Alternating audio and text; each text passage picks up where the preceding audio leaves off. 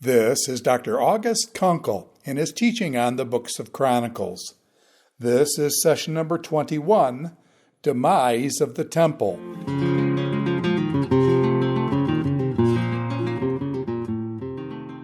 We ended with the story of two kings whose reign was very compromised because of their unfaithfulness to God and their determination to run their own kingdom as if they were on their own throne instead of being on God's throne as the chronicler views it. What follows now is the reign of Uzziah. To put this into historical and political perspective, we are at the beginning of the 8th century. Uzziah has a very, very long reign, all through the first half of the 8th century. And it is a time that politically and economically is really very prosperous. So if we go back to the book of Kings, what we find is that Jeroboam the second is king in the north, and that the north, Israel, at this point in time, gains political influence and power like it really hadn't ever had since the time of Solomon. And the boundaries of Israel that are described in Kings under Jeroboam II extend up into the area of Aram Zobah and all the way down to the Red Sea, as they had been previously. So these were, in the first half of the 8th century, very prosperous times, but in the north, in Israel especially, very decadent times. And here's where we have the judgments of the prophet Amos, especially pointing out the corruption of the leaders and the way that they were crushing the heads of the poor into the dust and so forth. Now, Uzziah, who reigned at the same time, was really beneficiary to these political fortunes, which came about largely because the Assyrians were still in a period of demise. The Arameans had been pushed back under the power of Jeroboam, who had rebuilt the military after the time of Jehu and his terrible purges. And so Uzziah was somewhat the beneficiary of that. However, the end of the reign of Uzziah is really characterized by the demise of the temple. So as much as this time period begins in a very prosperous manner, it ends in a very disastrous way as far as the temple is concerned. We begin then with the king known as Uzziah, who elsewhere is also known as Azariah. The reign of Uzziah is divided into two very distinct periods. There's the period of great military and economic achievements, expansion in the Philistine territory, development of the fortifications, the agricultural developments. Uzziah was very much a proponent of all of these things. This, of course, is seen in accordance with what was also happening with his most important neighbor, Jeroboam II to the north. So Uzziah really had a lot of freedom to pursue all of these achievements. However, the reign of Uzziah does not end very well. And the Chronicle tells us about an incident with Uzziah, which we know about only from him, in which he attempts to usurp the authority of the priest. Now, in the temple and for Judah, this is not a minor thing. Going all the way back to the Torah, there is a separation between the king and between the priest. This is something that is explained in detail in the book of Hebrews. How does Jesus come to be both king and priest when, according to the Torah, the two roles of king and priest are always separate? Well, the writer to the Hebrews does his own exegesis of Genesis to explain how in the person of Jesus, these two offices are brought together so that Jesus is both the king and the priest. What is so distinct about this in the time of Judah and in the time of the temple is the way in which it is a contrast to all other nations. In all other nations around, the king is the priest, and the king is the one who controls all the activities of the temple. But in Israel, that was not to be the case. As Deuteronomy explains clearly, in Israel, the king was to have a copy of this Torah. He was to have a copy of this instruction at his side. He was to follow this instruction, and he was to lead his people in following this instruction. The king was not a king by his own right.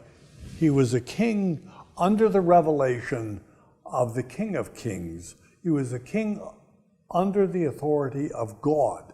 And therefore, he was subject to the covenant and subject to God's divine requirements, the same as all of the other people.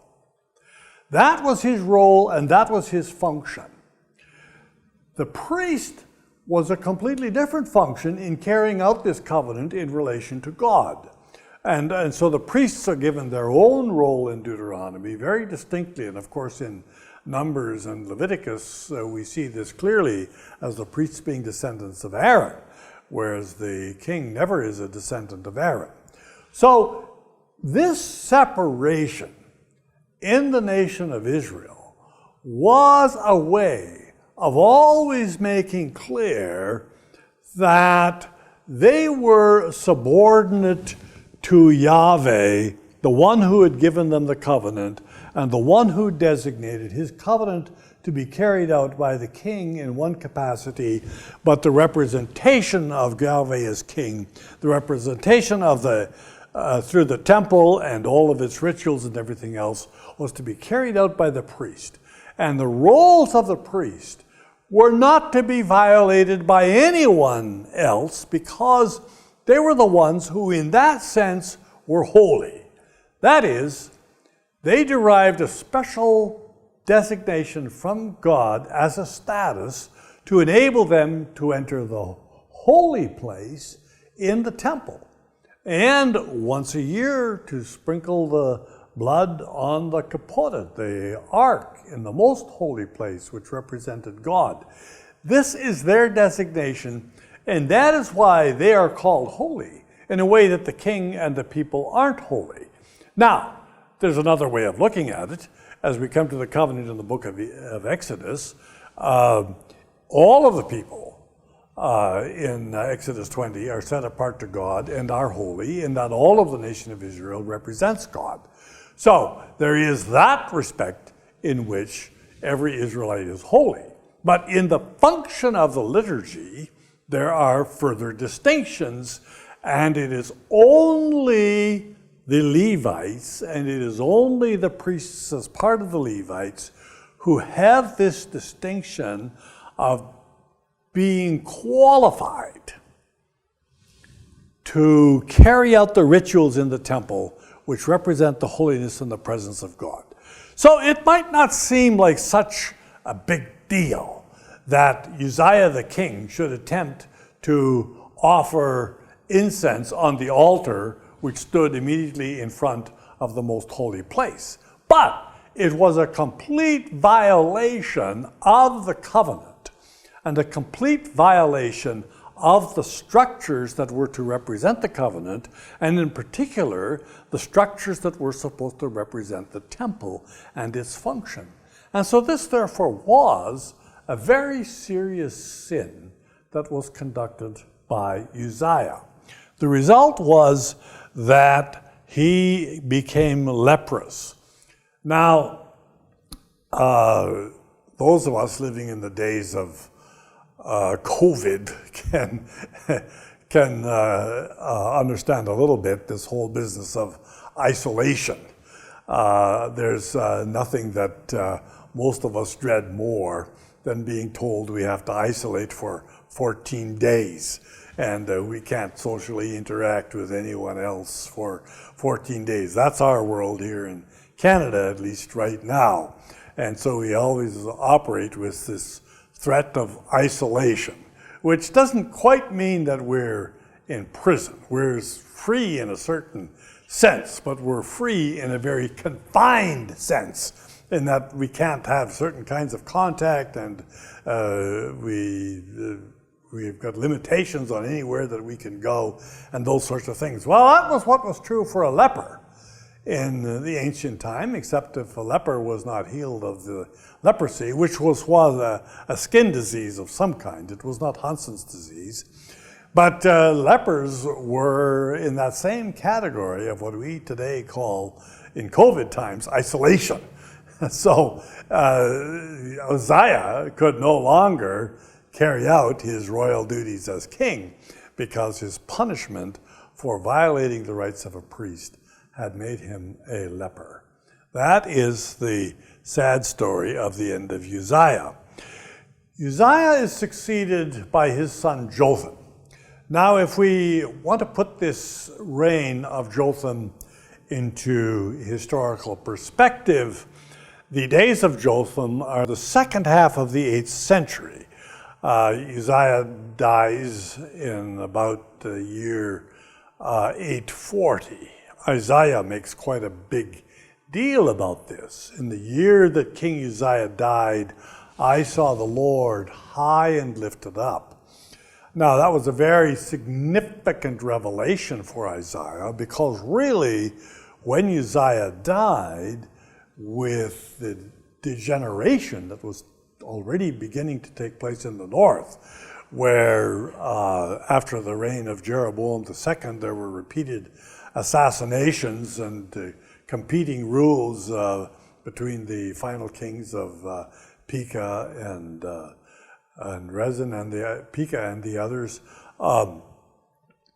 The political times were very uncertain, and in part the political times were very uncertain because Tiglath-Pileser, the Assyrian emperor, was now displacing not only the Arameans or the Syria to the north, but he was coming closer and closer towards Israel, and this was creating great pressure upon Israel and upon its kings. So when Uzziah died in the year of 740, Isaiah has to be reminded who is king, the Lord who is high and lifted up. Well, it is shortly after this time that Jotham comes to reign. Jotham, if we work this out chronologically, would have had quite a lengthy overlap of reign with his father Uzziah. Now, that makes a whole lot of sense, because if Uzziah was a leper, and essentially he was in isolation, someone else had to reign in his stead. So he was still the king, but someone else was reigning in his stead, and that was his son Jotham. Now, Jotham, as he's reported here in the Chronicler, is really given quite a positive assessment. He is as his father Uzziah had been. See, at the start of his reign, Uzziah had been the one who had made Judah prosperous and who had made the temple of worship, the place of worship, and a priority. But they were very turbulent times, and politically, Jotham was still able to have a certain amount of control in the Transjordan, which is what the chronicler talks about. So Jotham, as the successor of Uzziah, really, for the chronicler, has a positive assessment, which is the converse of his successor, Ahaz. Ahaz is the king who is ruling in Judah when the end of Israel comes into effect. After Tiglath-Pileser was Shalmaneser V, and then was Sargon II. And essentially, as described in Isaiah chapters 8 and 9, or 7 through 9, Israel was turned into Assyrian provinces, into the area of the sea, into Galilee, and into the territory of the nations. So Israel was no longer independent. And then, of course, in 722 came about the defeat of Samaria, the end of all rule, the end of the rule of Hoshea, and the deportation. And all of that happens in 2 Kings 16 and 2 Kings 17. The chronicler doesn't make reference to what is happening in Israel in the north, though his account makes pretty clear that Ahaz, who is the successor of Jotham, is highly influenced by all of these events. So the fall of Israel and the domination of the Assyrians has resulted in the Baal cult being revived. And Ahaz is marked as being one of those kings who made his children pass through the fire. This has sometimes been depicted as a child sacrifice in the interests of being a benefactor to the king. And it's not that that might not have happened, as we read about the king of Moab, for example, but a closer investigation of all of these references to passing a child through the fire is something of a burial ceremony for an infant that has died, in a ritual referred to in Hebrew as a tophet. So this is a dedication to the other gods in which this child's body is burned in a tophet, and is not exactly child sacrifice as such, but it is a dedication ceremony in which the dedication is to other gods who are supposed to help. So Ahaz has really been involved in syncretism in a very serious fashion. But most prominently, as we know from the book of Isaiah, Ahaz was in conflict with his two neighbors to the north. First of all, Pekah in Israel, and then Rezin in Syria. And of course, as we see it in the book of Isaiah, Pekah and Rezin were both trying to resist the increasing encroachments of the Assyrian armies. And so they were trying to form an alliance to resist these Assyrian armies, and Ahaz did not want to join this alliance. Of course, what Ahaz did instead of joining the alliance of Rezin and Pekah is seek the aid of the Assyrians to maintain his own independence. That might not seem like a very smart move, and it really wasn't a very smart move, because the Assyrians had no intention of stopping with taking over Syria and Israel. It was clearly Judah that was next on their list, as we shall find out in the story of Hezekiah, who is the successor to Ahaz. But in any case, this was Ahaz's rather tragic and terrible tactic, for which he receives in Chronicles a strong rebuke from Oded the prophet.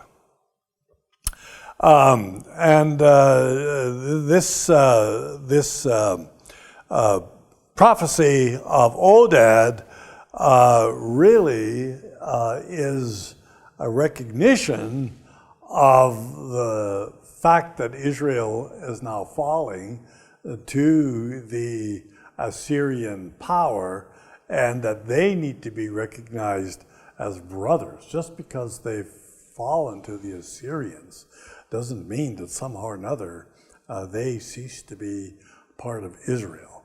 So this is the message of Oded, and of course we've already mentioned that Ahaz's attempt to ally with the Assyrians failed entirely and was a disaster. So we are now at the point in time where there's a whole new era for the temple and a whole new beginning. And we're going to see that in the book of Chronicles, Hezekiah now becomes the second Solomon because he has a whole new opportunity to really be the one who represents all Israel. It may be that the Israelites have gone into captivity, have been taken over by the Assyrians, and some of them have been deported. But that doesn't stop them from being part of all Israel, and this becomes the whole focus of the chronicler in describing the mission of Hezekiah. A low point for the temple reached under the rule of Ahaz, but with the disappearance of the north as a nation and as a power, another opportunity in terms of worshiping and rallying around the temple.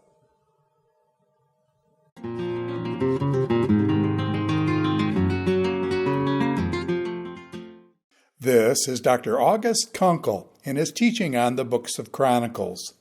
This is session number 21, Demise of the Temple.